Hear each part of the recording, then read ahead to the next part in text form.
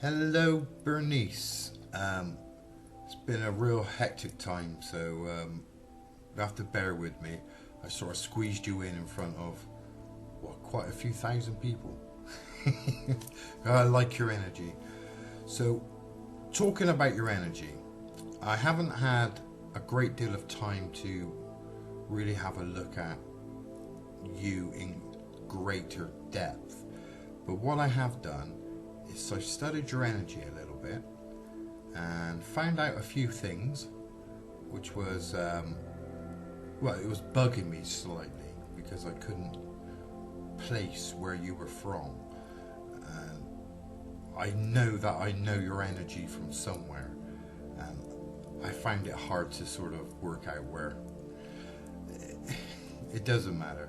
At the end of the day, there's so many people that I try to sort of look out for, and there's so many energies. So when I try to tune in on somebody, that's why I asked what colour eyes you had. When you give me the answer, when I look at your name, then I know I can associate what I'm feeling with your name and your energy. Okay, so what I'm going to do now is going to give you a bit of an energy reading. That's what I pick up on your energy. And also I'm going to add a few cards with it, okay? Because like I said, I haven't had a great deal of time to do much more. So without further ado, I'm going to go with the few notes that I've made, and hopefully maybe a little bit more will come through, okay? Alright. Okay. You do have a rather interesting energy about you. It's like you're both emotionally hardened and sort of sensitively fractured. Okay? So you've had a lot of battles in your life, a lot of emotional fights that you've sort of have become hardened to a little bit. But at the end of the day, you're very sensitive. So this will mean, although you can front and you can face a situation, you tend to get very emotionally hurt and you get very emotionally damaged when it comes to matters of the heart. Okay? So in matters of the heart, that's everything. That's family, friends, anybody that you care and you think deeply of. These are the sort of people that will affect you the most on an emotional level, okay? You're very sensitive. Your eyes says a lot of things. Those eye colours, it says wisdom. It says you're very wisdom, but you are lacking in self-confidence in a lot of areas. You do have, because of your colour of your eyes, you've got a mixture of, you got the blue and you got the grey. So it's like this bluey grey, and this means you can have a high amount of clairvoyance. So you would probably dream a lot, you probably overthink a lot, you'll have a load of scenarios always going around in your head and your brain never shuts off. Okay, that's due to that sensitive clairvoyant side of you. Again, this makes up your sort of spiritual DNA structure about you. Okay, people like, say, Daniel. Dan, he don't like Daniel, does he? Alright, like Dan, he will laugh off his emotions. Whatever he's feeling, the deeper Daniel it is in emotions, the louder he will laugh. Okay, because he'll use his humour as a sort of shield. Thicker the shield, the better to hide his emotions and the things that hurts him so deeply. And this is rather like you, except your whole being is the shield. So you'll hit problems head on, and you'll take them full force, smack in the face, and of course into the heart. This again is due to your sensitive side. Alright, you could be a great source of comfort and knowledge to many people Again, that comes down to a sensitive side of you. You tend to find that you'll have people wanting to come around you and be with you because you tend to say the right words. You tend to have the right things to say. Again, this is a great gift to have, but the problem is this is going on to the empathic side of things. Now, when you go on to the empathic side of things, this might explain why you get so emotionally drained and damaged over seemingly small matters of the heart or emotional entanglements compared to really big issues. See, you will feel very strongly about, say, someone being mean to someone. You won't like that. It will actually hurt you in a certain way. If I say to you now, think of your children, think of somebody being mean to them. Bingo, right there. That's what I'm talking about. It affects you on a deep and meaningful level. And that's because of this empathic side of you, alright? It's a great gift, but again, it could be a bit of a curse. Being so emotional and being hardened to these emotions, and yet having no main cure to be able to release all this emotion that you have in you. This is a common side of people that are very sensitive, okay, and very empathic. It took me years to work out how to get rid of all this excess emotions that I'm getting from everybody else. And you absorb it like a sponge, and you don't know how to get rid of it. The only way you can get rid of it is to break down, is to shut down, is to withdraw. And that is, unfortunately, this sort of the darker side of being a very spiritually and emotionally sensitive person. I can help you with that. I can help you with that, definitely. But it's something that you might need to sort of address, because it'll make you feel better on yourself when you can get rid of all this excess emotional junk that you carry around with you. Because you're a bit of a hoarder when it comes to these emotions. You pick them up easily, but you can't find the strength of the will sometimes to release them, to put them back down. So you store and you accumulate more emotional heartache, more emotional pain, and it all snowballs a little bit and builds up until the only thing you could do is again shut down, withdraw, and break down. And I feel for you, because that was me, and it still is to a certain degree, but I just learned how to bypass a lot of the emotional stuff, and I've worked out how to use this to greater length to help other people. It's learning how to separate your emotions from somebody else, and that's something we can work on anytime that you like, okay? So that's just a little bit about your energy. You're just very sensitive. You are hurting at the moment, but I think that's, unfortunately, that's to do with your mother passing. But it's not, I know it's easy for me to say, but I got experience in this to a great degree. It's not as bad as you would think.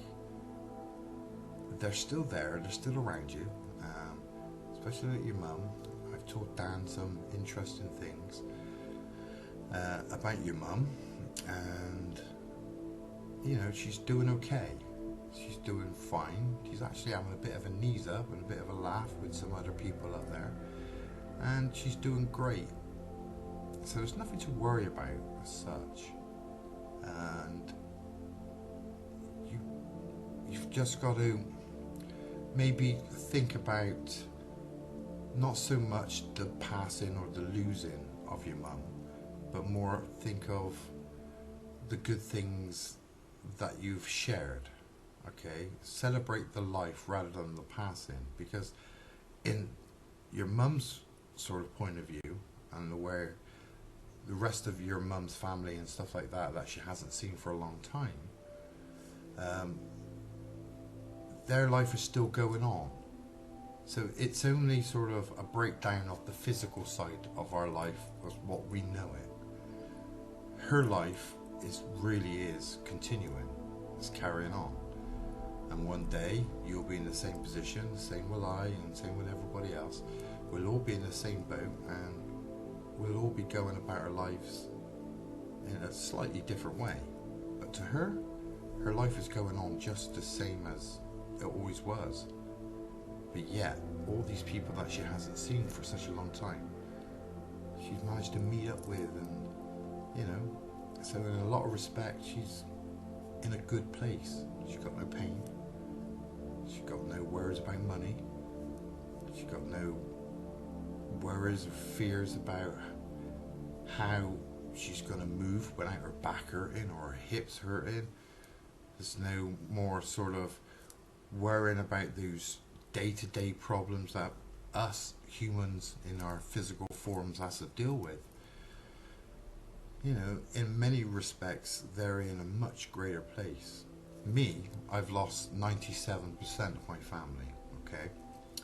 And the way that I deal with that is I flip it. I think, I love my mum, I love my dad, I love my brothers, I love my sisters, I love my aunties, my uncles, my granddad, and all the rest of them, my cousins, my nieces. I love them all. And okay, it hurts that they're no longer here physically in the same form, in the same way as I'm used to.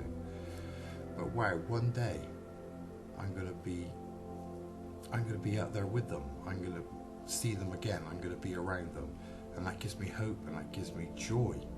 It actually gives me not a wanting, because I got so much I need to do here in the physical world, but it gives me an empowerment and a wanting, a longing for my time to come. I'm not worried about when my life ends, because I'm kind of excited in a way to be reunited with all these great people that I know and love.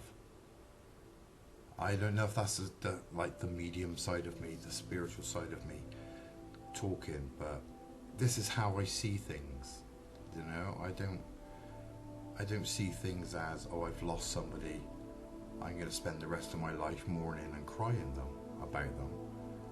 I look at it as my mum and dad and my uncles and my brothers and my sisters, they're all up there waiting for me.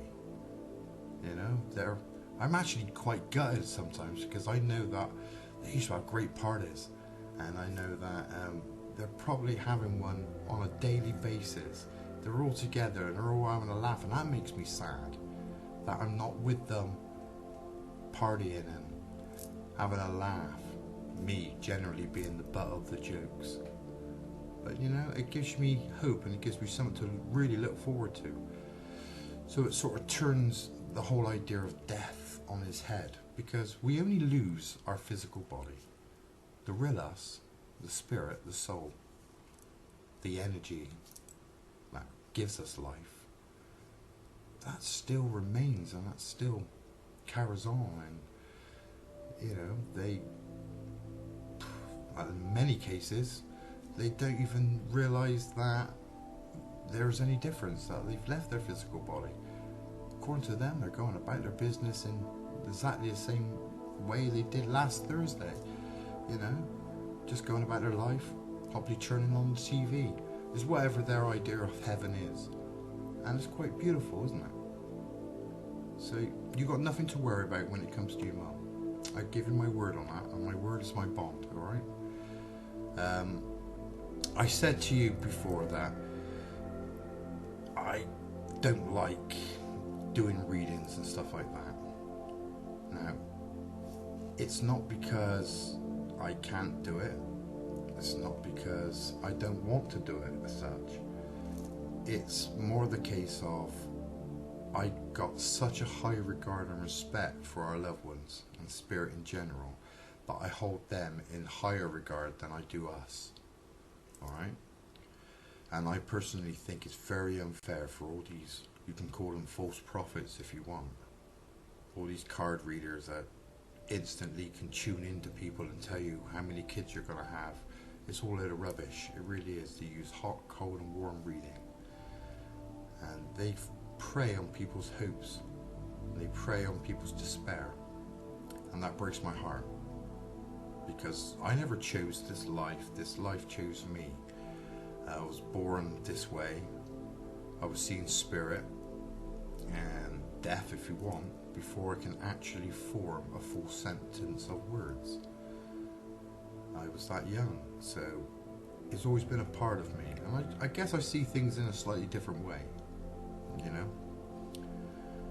But I do know that it's unfair to keep calling on them just to help us out, to make us feel better, because I like to think of their feelings and their emotions on the matter, and that they're feeling exactly the same as what you're feeling. You know, can you imagine being them and looking back and looking at their loved one crying and all upset, drained, you know, depressed, and to know that it's because you're passing that's caused that? How much, you know, how good would that make you feel? It's not going to make you feel good at all, is it? It's going to make you heartbroken yourself. You know, just because you haven't got a physical body which is just a shell, spacesuit. You know, just the same as a spaceman needs a spacesuit to go out in space to survive that environment. A diver needs a diving suit to survive that environment. We need a physical suit to survive a physical environment.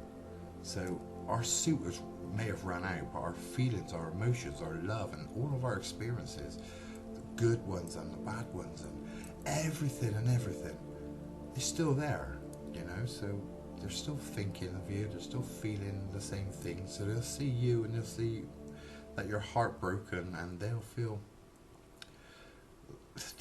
terrible, because in a weird way, not their fault, but in a weird way, they're responsible for your feelings and the way that you are. So that's why I don't call them down. I can call them down. I can call Auntie Jill down there, Uncle Bob. I can call them down right now, but I won't. I don't need to, because when they got something to say, and if you don't see the signs that they put around you, which is on a daily basis, they're always coming around you. But when they come here, then I can pass on a message. But I don't need to go calling them down and giving people false hope and false promises. They might be busy. They might be doing something. They might be like my family, out there having a party. And they'll be a bit annoyed if I kept calling them every 2 minutes, won't they? Just to make me feel better. You understand? So this is why I don't do it. So I want to clear that up a little bit. Alright? But as far as your mum's concerned, and she's with others as well, there's a few others out there with her, and they seem to be having a whale of a time. So she's in good company. Alright? So I want to get that out of the way first of all. Now getting back to you, you sensitive young lady, you. Your emotions is your Achilles heel, and it is your most powerful of gifts. It's your strength. But it is a curse. There is things that you can do to try to dampen the emotional effects of being hurt or being emotionally caught up in other people's problems and situations. There is things that you can do, and I'll very gladly help you in dealing with those things. But overall, you're a good person, you've got a good heart, been misunderstood quite a few times. People might take you the wrong way, but they don't see the emotional side. They don't see how big your heart is. And I know you got a big heart. And I know you're very wise, you're very sensitive, you're very emotional, and you overthink. And when you overthink, you overfeel. Then you go back to square one again. Yeah, well, that's pretty much what I can get from you. You do have some wonderful qualities about you. But your main thing that you have to deal with is trying to separate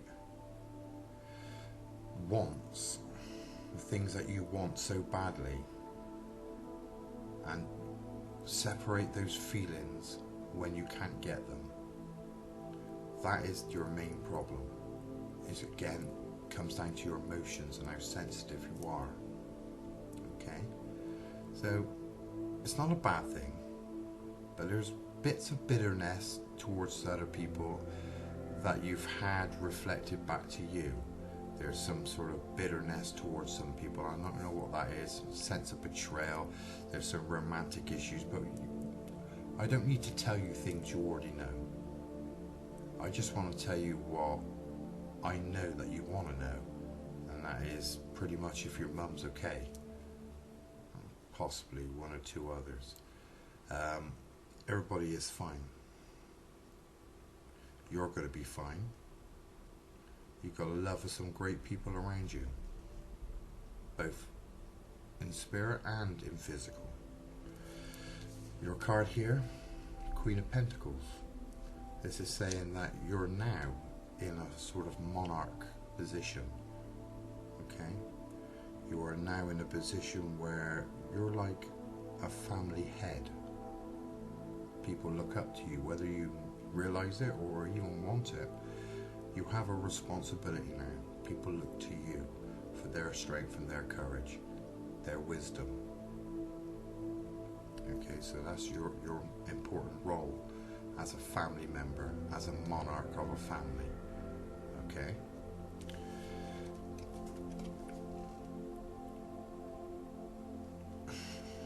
This card is called Judgment. Look again. Judgment. And what does that card say? Let me tell you. This card says that you got somebody that's looking down on you.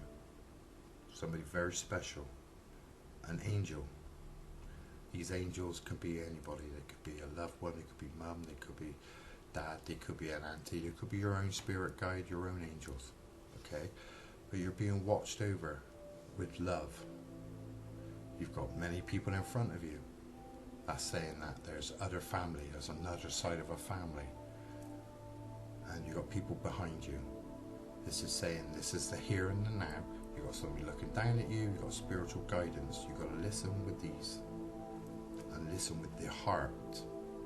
When your heart tells you something, see if your gut, your instincts marries up with what you're feeling. Don't go by what you're thinking. Okay, your brain will tell you all kinds of nonsense, but your heart and your gut instincts, always listen to them. They will serve you, especially you, very well. Alright? So you've got a lot of people around you, both in front of you, that's people that have gone before you, and people that's behind you in the here and the now. There's two sides of the family, so you have many people that look up to you, and that is referring to you as a form of leader, a figurehead. Alright, so you have great importance. So just remember that. You're being guided. All your actions, you have a self-confidence issue sometimes. But soon that's going to start being rubbed away when you start realizing how important you really are to people, okay? So that's a good one. You got the moon. This is when I said there was betrayal. You see, you got the dog and you got the wolf and you even got the crustacean coming out of the pool in disbelief. They can't believe I've been betrayed. So this is saying that things are not always as it first appears. Okay? When something inside you, your intuition tells you no, or tells you not to do something, listen to them. You get a funny feeling, if you have to hesitate, then go with that instinct. Okay? This again is drawing on the fact that you're very sensitive. It's all looking good for you, Bernice, it really is. So it's saying don't take people at face value, okay? Look at them and go by what you feel about them. And again, if something seems too good to be true, often it is. But again, don't think about it. Your brain will betray you every time. Go with your heart and go with your gut instincts. because they will guide you and they'll serve you very well. Alright? You've had many chances in the past to rely on this, some hits and some misses. But what we're saying now, with your emotional state right now, any big decisions that you have to make coming up, go with your instincts and go with your heart. Alright? And always do what's best for you. As this final card, this final card, what does this say? If you look at it now, you see these three swords piercing the heart. That portrays a lot of emotional pain, a lot of emotional heartache. You have been struck several times in the heart. Due to how empathic you are and how sensitive you are to emotions and feelings, I'm surprised there weren't 1,000 of those knives going through that heart. But this is saying there's been at least 3 main heartaches, and it's made you stronger, because that's steel swords. Those steel swords still hasn't broken you. It's come close, but you still got the strength inside you. You have a big heart, and you could take more. The more the universe, the more everything else seems to dish out to you, you can take it, because you've got a big heart and you care for a lot of people. You love your family, you love the idea of peace, you love the idea of being useful.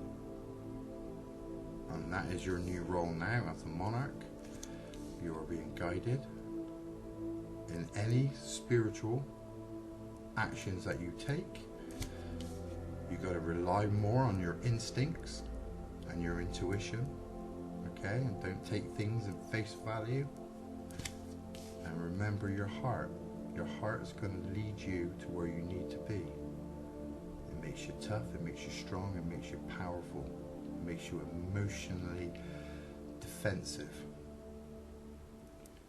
People like us, people who's got a high pain threshold, because we've had many years to build this up. It's like layers of armor. The more hurt, and we've gone for some traumatic stuff, and I know that you have as well. But these experiences, what they do is they make us stronger. They give us an extra set of armor. Sometimes we can appear quite cold when we talk about death and we talk about things like that. We can be quite cold. Do you know why? Because we have a purpose. People like myself, I have a purpose. I had to go through 97% of my family passing, so I know what that feels like. So that makes me strong enough to be able to be in a position where I can sit and talk to you and tell you a more lighter side of things, to try to educate you in a sort of different type of way, and never belittling, but experience in this sort of thing counts. So people on a spiritual basis, like a counselor or some spiritual mediums, we have a job to do. We have a job to try to pick people up that's fallen down. We have to be strong enough to hold our hands out and say, here, take it. And we have to be strong enough to be able to tell people some honest and sometimes very painful things about themselves that they refuse to witness or refuse to admit. But that's our job. That's what we have to do in life. And I fear this is your job too, to a certain degree. Your heart, your intuition, your role now as a sort of monarch, as a sort of queen, as the Queen of Pentacles are saying there. They're saying that you've got a lot of responsibility to a lot of people, and they're going to look to you, and you've got to have the strength there to be able to help them fully. That is your role, to bring out the best of people and to be their emotional sponge, to absorb as much pain from them so they can feel better. That's your role. It's a great role. It's a light worker's role. So you could class yourself as a light worker. If your heart is pure and your heart is true and you want to help people and you do it from the heart, you're a light worker. You get to heal people. You get to heal people in many different ways. And your path will come through. But this is telling me that you're on the path of a light worker. And you're a lot stronger and far more powerful than you will ever admit. Okay? Well, there you go. That's all I got. I hope some of that was you can ring true and you can pick up on. That is just what I feel from you. And these 4 cards here tell me that there's great things awaiting you, and they've always been around you, but you haven't, up to now, you haven't sort of embraced these emotions. You've took them on the negative side. I'm hurt, I'm feeling hurt. But you've got to look past that. You're being hurt for a reason, so you're strong enough to help those who are a lot weaker and cannot take future pains and all these troubles in life. You have an important job to do, okay? And I'm here, and I'll walk it with you. Well, I'll wheel it with you. Anytime you need it, anytime you need some help, you come and give me a shout, and I'll do my very best to help you as others have helped me. Okay? Be strong, Bernice. You're a very important person.